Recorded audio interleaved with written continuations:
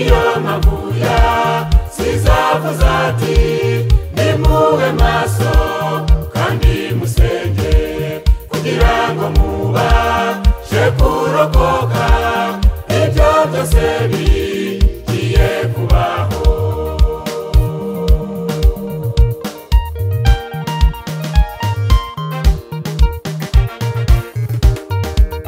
Hazabaho ibishyitsi n'inzara, habeho n'indwara z'ibyorezo, ubwami bute n'ubundi bwami, ishyanga naryo ritera irindi.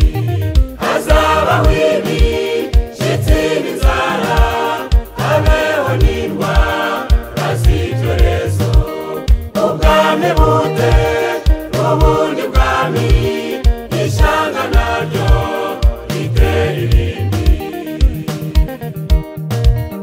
Iyo mavuya sizavuza ati nimube maso kandi musenge kugira ngo mubashe kurokoka ibyo byose bigiye kubaho.